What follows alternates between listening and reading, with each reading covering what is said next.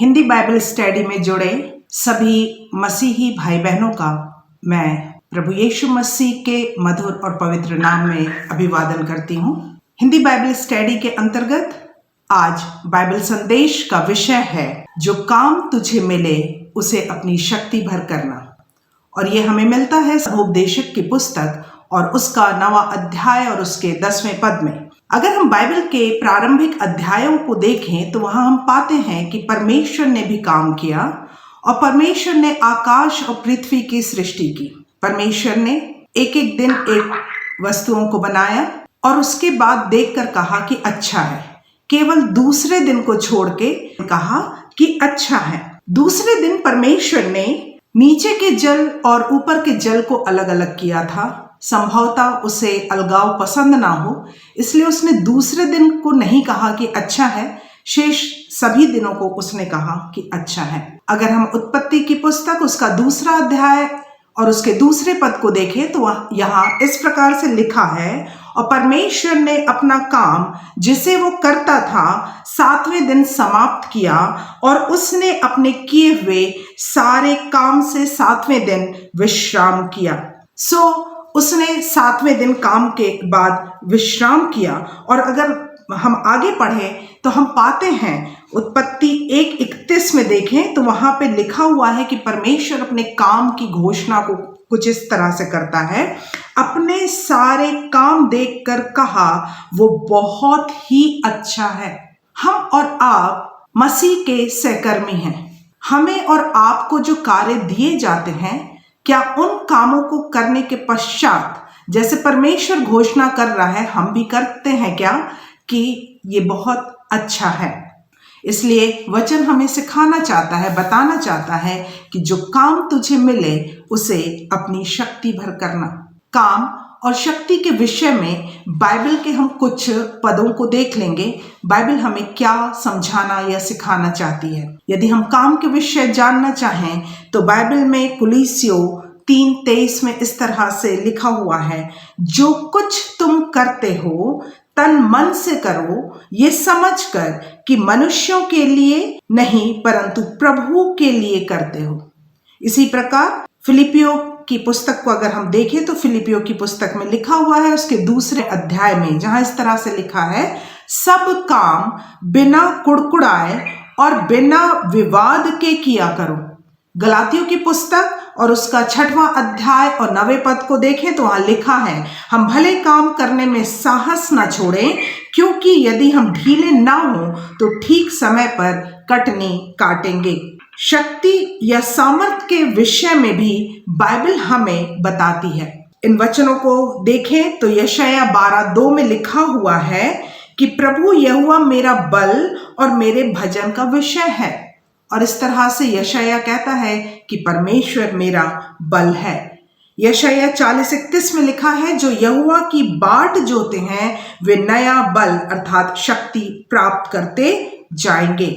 यशायाह 40:29 में इस तरह से लिखा है, वो थके हुए को बल देता है और शक्तिहीन को बहुत सामर्थ देता है। इस प्रकार से शक्ति और सामर्थ के विषय भी बाइबल हमसे बात करती है। नए नियम में 2 कुरिन्थियों उसका 12वां अध्याय और उसके 9वें पद में लिखा हुआ है, मेरा अनुग्रह तेरे लिए बहुत है, क्योंकि मेरी सामर्थ निर्बलता में सिद्ध होती है। यही कारण है कि वचन हमें सिखाता है कि जो काम तुझे मिले उसे अपनी शक्ति भर करना। कई बार हम अपनी निर्बलताओं की चर्चा करके या जो काम या जिम्मेदारी हमें मिली है, हम उससे पीछे हटना चाहते हैं। कुछ ऐसे उदाहरण बाइबल में भी दिए हुए हैं। सबसे पहला उदाहरण जो हमें देखने को मिलता है वो मूसा का है।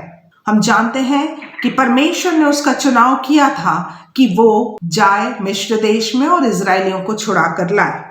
निर्गमन उसका 3 अध्याय 9वें और 10वें पद को पढ़ते हैं तो वहां हम पाते हैं कि परमेश्वर ने मूसा से कहा, इसलिए अब सुन, इजरायलियों की चिल्लाहट मुझे सुनाई पड़ी है और मिस्रियों का उन पर अंधेर करना भी मुझे दिखाई पड़ा है, इसलिए आ, मैं तुझे फिरौन के पास भेजता हूं कि तू मेरी इजरायली प्रजा को मिस्र से निकाल ले आए। इस तरह से परमेश्वर उसको एक जिम्मेदारी देता है, एक काम देता है।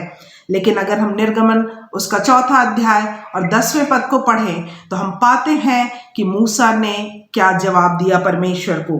लिखा हुआ है, मूसा ने यहोवा से कहा, हे मेरे प्रभु, मैं बोलने में निपुण नहीं, न पहले था और न जब से तू अपने दास से बातें करने लगा। मैं तो मुंह और जीभ का भद्दा हूं। परमेश्वर ने उसे एक बड़ी जिम्मेदारी सौंपी थी। परमेश्वर ने चाहा और परमेश्वर की योजना में था कि मूसा के द्वारा इजरायलियों को छुड़ा ले आए। लेकिन यहाँ पर हम पाते हैं कि वो एक बहाना करता है, वो अपनी निर्बलता को परमेश्वर को बताता है। और अगर हम आगे भी उसकी बातचीत को देखते हैं तो हम पाते हैं कि परमेश्वर ने उसका चुनाव जिस काम के लिए किया था, परमेश्वर ने उसके द्वारा ही इस काम को पूरा किया। भले उसने कहा मैं मुंह और जीभ का भद्दा हूं, लेकिन फिर भी परमेश्वर ने उसके द्वारा ही कार्य को पूरा किया। इसलिए कहा है वचन में कि जो काम तुझे मिले उसे अपनी शक्ति भर करना। इसी तरह से एक और उदाहरण हमें देखने को मिलता है बाइबल में, और वो है योना का उदाहरण। योना के विषय में अगर हम पढ़ें योना 1 अध्याय 1 से 3 में, तो हम पाते हैं कि परमेश्वर ने उसको कहा था कि वो नीनवे को जाए।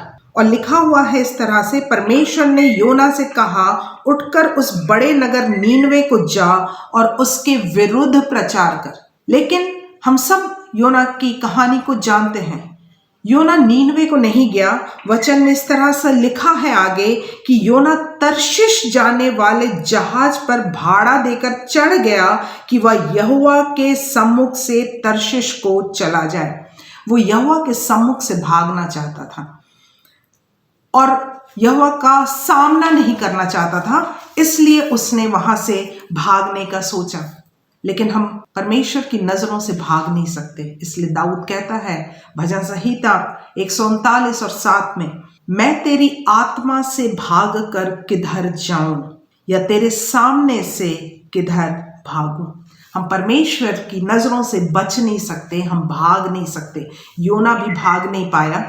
और हम सब जानते हैं कि योना मगरमच्छ के पेट में 3 दिन और 3 रात रहा। उसने चिल्लाया और उसकी चिल्लाहट को परमेश्वर ने सुना, और उसके बाद परमेश्वर ने दूसरी बार उससे यही बात कही। और योना 3 अध्याय 1 से 3 में लिखा है, तब यहोवा का यह वचन दूसरी बार योना के पास पहुंचा, उठकर उस बड़े नगर नीनवे को जा और जो बातें मैं तुझसे कहूंगा उसका उसमें प्रचार कर।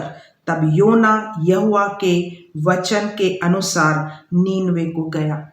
हमें और आपको भी इस बात को समझने की आवश्यकता है, यदि परमेश्वर की योजना में कोई कार्य हमारे लिए ठहराया गया है तो उस कार्य को करने के लिए ना ही हम अपनी निर्बलताओं को परमेश्वर को बताएं और ना ही हम परमेश्वर के सम्मुख से भागने का प्रयास करें। हम परमेश्वर की नजरों से बच नहीं सकते। अगर उसने हमारे और आपके लिए योजना बना कर रखी है कि हमारे द्वारा ही वो किसी काम को करना चाहता है, हमारे द्वारा ही वो किसी जिम्मेदारी को पूरी करवाना चाहता है, तो वो हमसे काम लेकर ही रहेगा। सो अपनी निर्बलताओं पर हम बातचीत ना करें। एक और उदाहरण को देखेंगे और वो उदाहरण है सुलेमान का।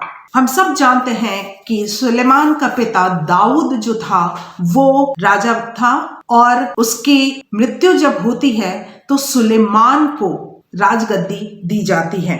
और ये हमें देखने को मिलता है 1 राजा की पुस्तक उसका 2 अध्याय 10 से 12 पदों में मिलता है। वहां पे लिखा हुआ है कि दाऊद अपने पुरखाओं के साथ सो गया और उसे दाऊदपुर में मिट्टी दी गई।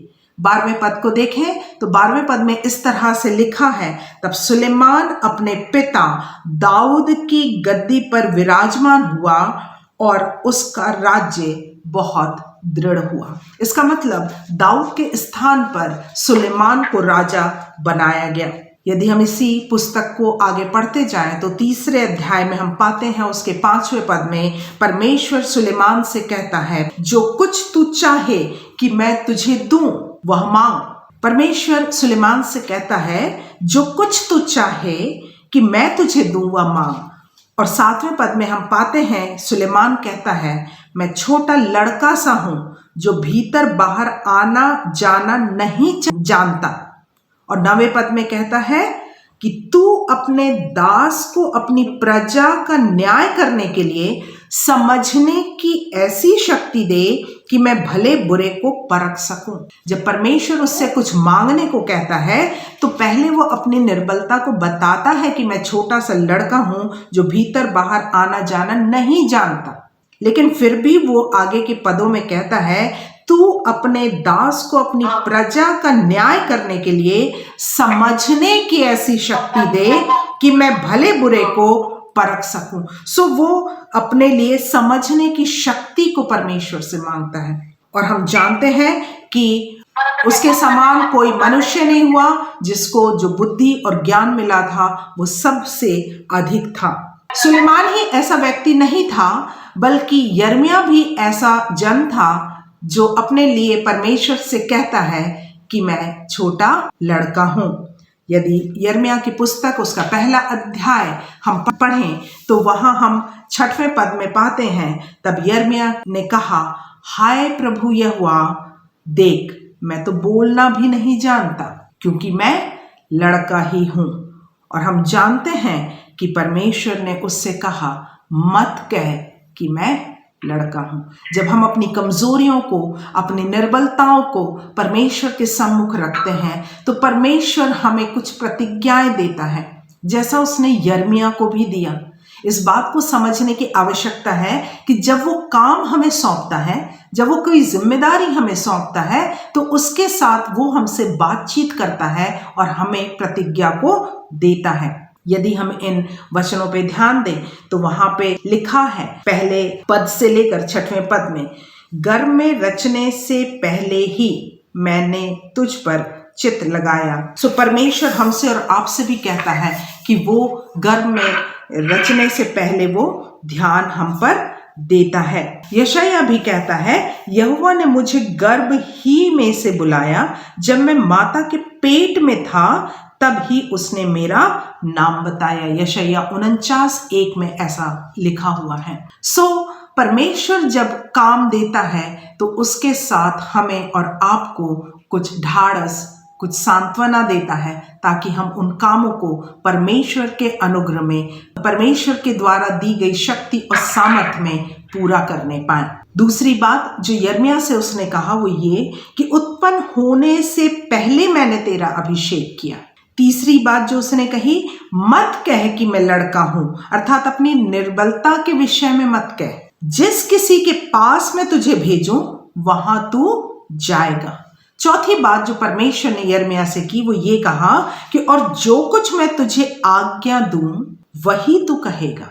पांचवी बात जो परमेश्वर के द्वारा की गई कि तू उनके या किसी के मुंह को देखकर मत डर। परमेश्वर हमसे और आपसे भी कहता है कि किसी के मुंह को देखकर मत डरो। मैंने जो काम दिया है, जो काम तुझे दिया गया है, उसे अपनी शक्ति भर करना। छठवीं बात जो यिर्मयाह से कहता है, तुझे छुड़ाने के लिए मैं तेरे साथ हूं। सो परमेश्वर यहोवा हमारे और आपके साथ है, वो सभी विश्वासियों के साथ है, सभी धर्मियों के साथ है। इसलिए हम विचलित ना हो, जो काम हमें दिया गया है उसे हम शक्ति भर करें।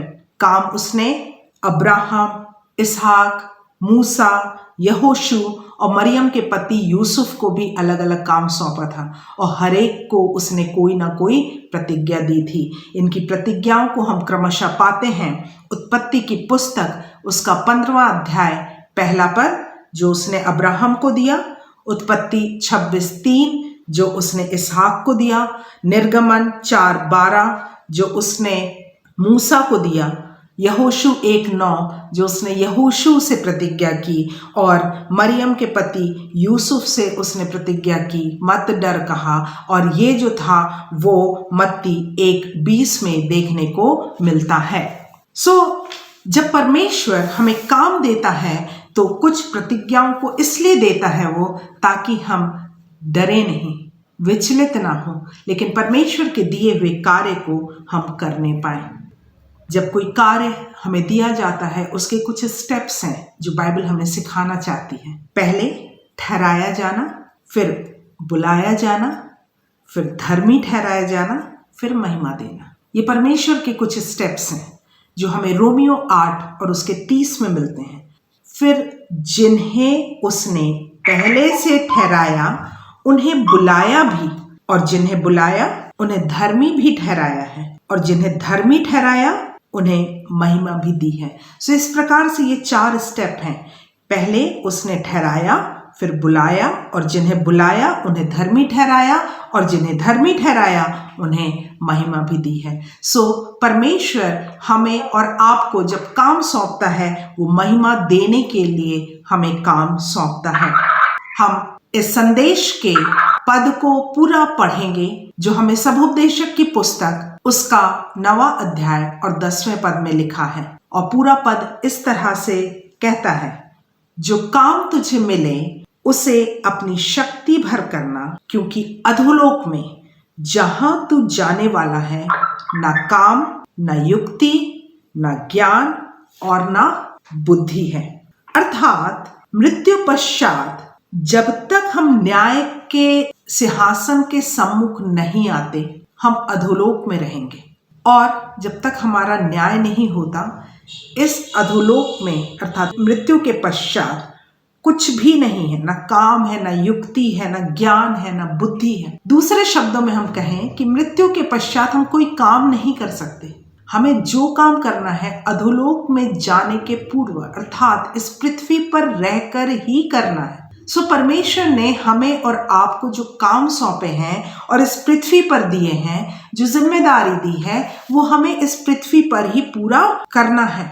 इसलिए दाऊद भी अपने भजन में इस तरह से कहता है, भजन संहिता उसका 6वां अध्याय और 5वां पद कहता है, क्योंकि मृत्यु के बाद तेरा स्मरण नहीं होता, अधोलोक में कौन तेरा धन्यवाद करेगा।